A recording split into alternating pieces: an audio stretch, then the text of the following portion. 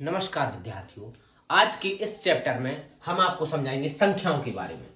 संख्याएं जो अति महत्वपूर्ण है, इसके बारे में समझना भी बहुत ज्यादा इंपॉर्टेंट है, बहुत महत्वपूर्ण है। जैसे कि हम संख्याओं के बारे में जब समझेंगे तो सबसे पहले हम समझेंगे गिनती को। सबसे पहले हम समझेंगे गिनती। तो गिनती में जो हमारे अंक होते हैं वो 0 से स्टार्ट होते हैं। 0, 1, 2, 3, 4, 5, 6, 7, 8 और 9। ये हो गए हमारे अंक। इन्हीं अंकों से मिलके हमारी जो गिनती बनती है वो पूरी इन्हीं अंकों से मिलके बनती है। अब आज के इस टॉपिक में हम आपको समझाएंगे अंक के हर एक पॉइंट के बारे में, जैसे 0 के बारे में, 1 के बारे में, 2 के बारे में, 3 के बारे में, 4 के, 5 के, 6 के, 7 के, 8 के, 9 के, 10 के बारे में। यदि आपको इस टॉपिक में सभी चीजों का नॉलेज हो जाए, सभी गिनती के सभी अंक का आपको सही जानकारी हो जाए, तो उससे क्या होगा कि कोई भी रिलेटेड अंकों से आपका टॉपिक आता है तो आप उसका सॉल्यूशन निकाल लेंगे। जैसे कि सबसे पहले हम समझेंगे इसके टॉपिक्स को। तो सबसे पहले संख्याओं के लिए 2 प्रकार से बांटा गया है, अंकों को 2 प्रकार से बांटा गया है। पहली है प्राकृतिक संख्याएं। प्राकृतिक संख्याएं, तो आप समझ लीजिए यहां पे कि प्राकृतिक संख्याएं क्या होती हैं। प्राकृतिक संख्याएं सबसे पहले इनके लिए इंग्लिश में हम बोलते हैं नेचुरल नंबर।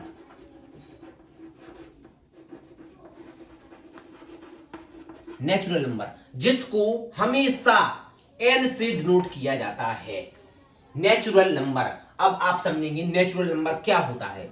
नेचुरल नंबर या फिर प्राकृतिक संख्याएं हमारी वे संख्याएं होती हैं जो 1 से प्रारंभ होती हैं और अनंत तक जाती हैं। जैसे कि जब संख्या हमारी 1 से प्रारंभ होती हैं, 2, 3, 4, 5 इन्फिनिटी तक जाती हैं, अनंत तक, जिसका कोई अंत ना हो उसे हम कहते हैं अनंत।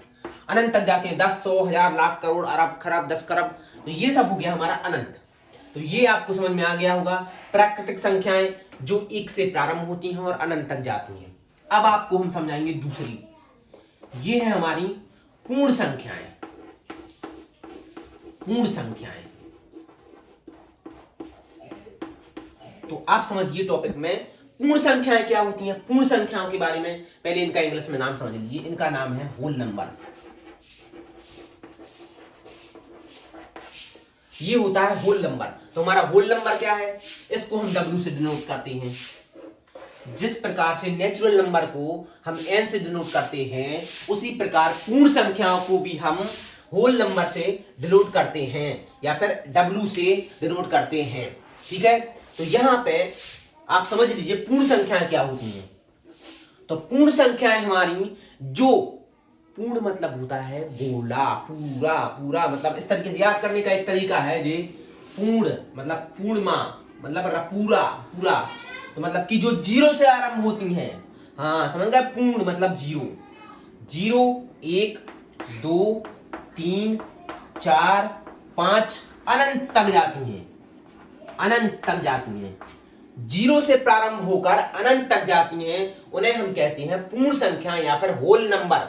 और प्राकृतिक संख्याएं जो हमारी 1 से स्टार्ट होती हैं और अनंत तक जाती हैं, उन्हें हम कहते हैं प्राकृतिक संख्याएं। अब आगे हम समझेंगे इनके और टॉपिक्स, जो जैसे कि हमारा इसमें थर्ड टाइप की होती है पूर्णांक। पूर्णांक, पूर्णांक जो होते हैं हमारे, इनको हम इंग्लिश में बोलते हैं इंटीजर्स, इंटीजर नंबर।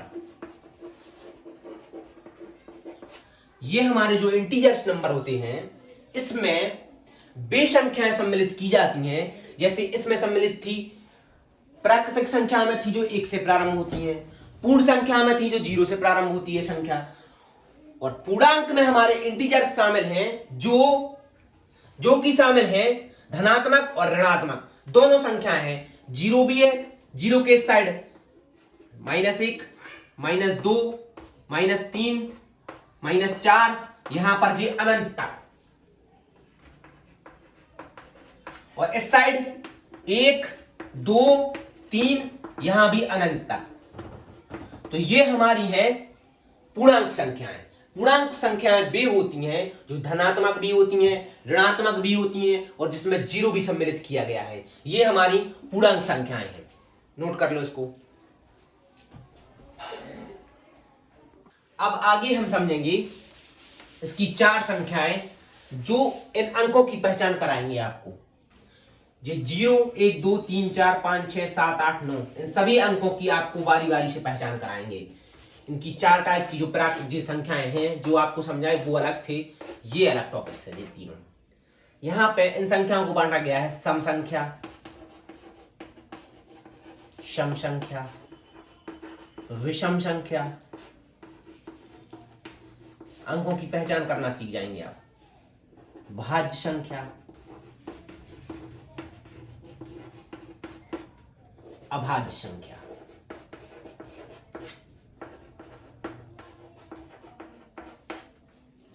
इनको आप समझ लीजिए, बारी बारी से समझना इनको बहुत आवश्यक है, क्योंकि यदि आप इनको समझ जाएंगे तो 0, 1, 2, 3, 4, 5, 6, 7, 8, 9 या फिर कोई भी संख्या है बड़ी से बड़ी छोटी से छोटी, तो उस के बारे में आप बता पाएंगे कि वो सम संख्या है या फिर विषम संख्या है या फिर भाज्य है या फिर अभाज्य है, क्योंकि ये सब अधिकतर क्वेश्चन में पूछा जाता है, तो आप इनको अच्छे से निकाल पाएंगे। देखो इधर सबसे पहले हम समझेंगे सम संख्या के बारे में।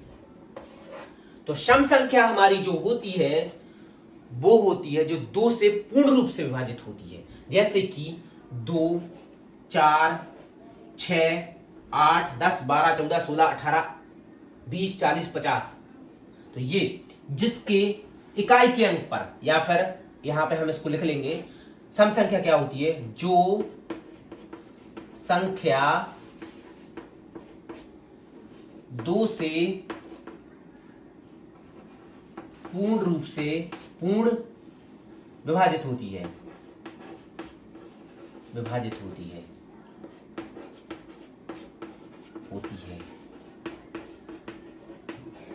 2 से पूरी तरह विभाजित होती है।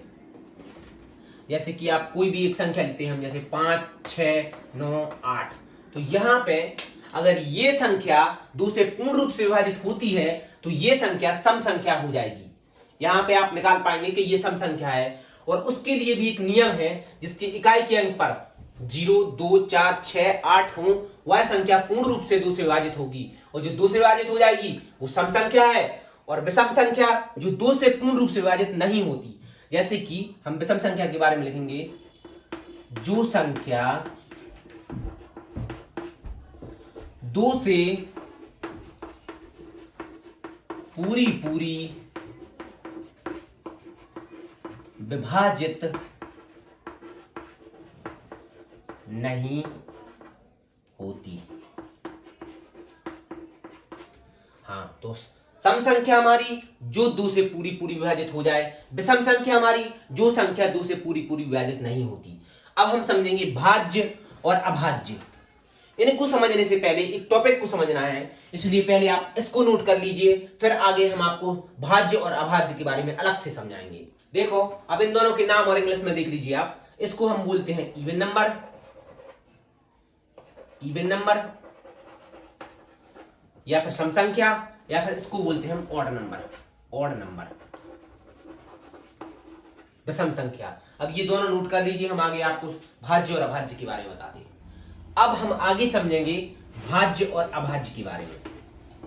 भाज्य और अभाज्य,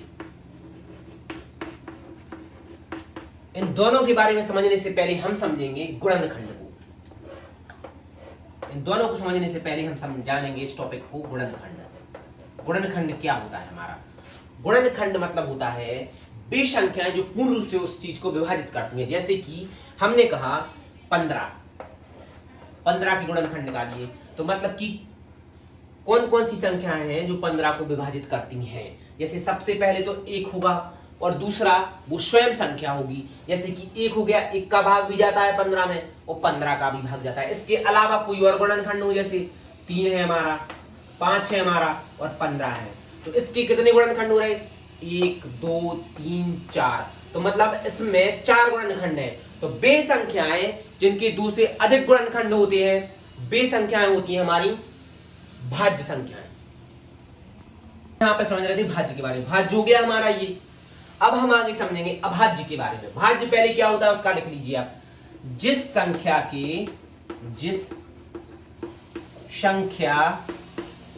के दो से अधिक गुणनखंड हो। जैसे कि हमने आपको बताई है, जैसे 15 इसके अधिक गुणनखंड है, हम यहीं पे ले लेते 7, तो 7 को केवल विभाजित करने वाली संख्या 1 है और 7 है। 1 है और स्वयं है, जिसके केवल 2 ही गुणनखंड है, तो वो अभाज्य संख्या हो जाएगी। यहाँ पे जिसके 2 से अधिक गुणनखंड है वो गई हमारी भाज्य संख्या, और जिसकी केवल 2 गुणनखंड है 1 और स्वयं, वो हमारी अभाज्य संख्या हो जाएगी। यहाँ पे हम लिखेंगे जिस संख्या की केवल 2 गुणनखंड हों, एक और एक स्वयं, वह संख्या, वो होती है हमारी अभाज्य संख्या। अभाज्य संख्या कहलाती है। इसको नोट कर लो। अब यहां पे हमारी जो भाज्य संख्या है इसको हम बोलेंगे कंपोजिट